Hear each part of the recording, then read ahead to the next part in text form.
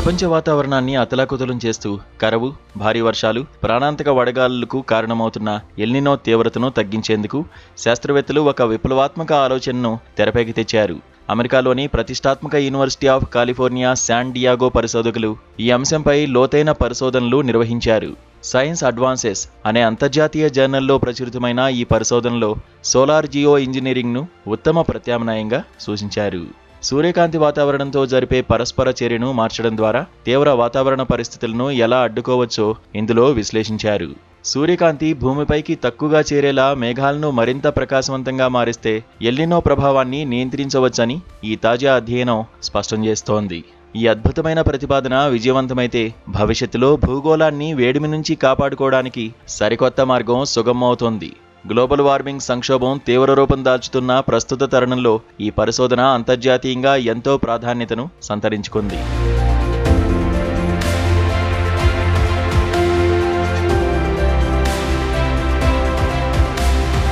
ఈ సరికొత్త శాస్త్రీయ ప్రతిపాదన ప్రకారం భూమి ఎగువ వాతావరణ పొరలోకి ప్రత్యేక రకమైన ఏరోసాల్స్ను నిరంతరం విడుదల చేయాల్సి ఉంటుంది. దీనివల్ల సముద్రాలపై సహజంగా ఏర్పడే మేఘాలు సాధారణం కంటే మరింత తెల్లగా, ప్రకాశవంతంగా మారి సూర్యుడి నుంచి వచ్చే వేడి కిరణాలను తిరిగి అంతరిక్షంలోకి ప్రతిఫలింపజేస్తాయి. ఈ వినూత్న విధానాన్ని శాస్త్రవేత్తలు మెరైన్ క్లౌడ్ బ్రైట్నింగ్గా పిలుస్తున్నారు.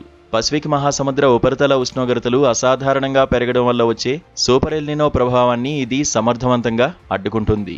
ఎల్నినో వల్ల కలిగే భయంకరమైన దుష్ప్రభావాల వల్ల ప్రపంచవ్యాప్తంగా ప్రతి ఏటా బిలియన్ల డాలర్ల ఆర్థిక నష్టం వాటిల్లుతోంది. గతంలో సంభవించిన 1997-2015 నాటి తీవ్ర ఎల్నినో పరిస్థితులను ఆధారంగా చేసుకుని శాస్త్రవేత్తలు ప్రత్యేక కంప్యూటర్ అనుకరణలు నిర్వహించారు.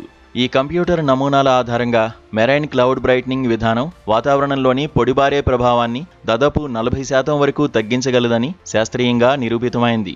అయితే ఈ అధునాతన సాంకేతిక విధానంపై అంతర్జాతీయ శాస్త్రవేత్తల విభాగంలో తీవ్ర భిన్నాభిప్రాయాలు, ఆందోళనలు కూడా వ్యక్తమవుతున్నాయి.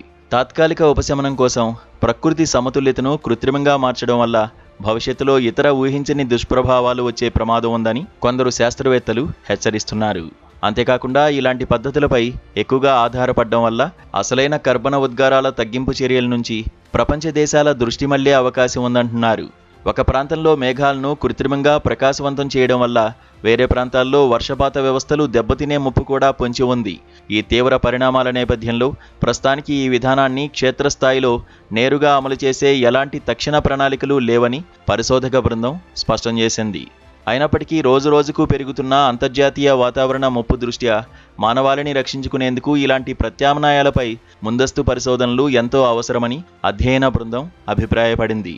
విపత్తుల నుంచి మనల్ని మనం కాపాడుకునేందుకు విజ్ఞాన శాస్త్రం అందిస్తున్న ఇటువంటి సరికొత్త ఆలోచనలపై ప్రపంచవ్యాప్తంగా చర్చ జరగాల్సిన అవసరం ఎంతైనా ఉంది.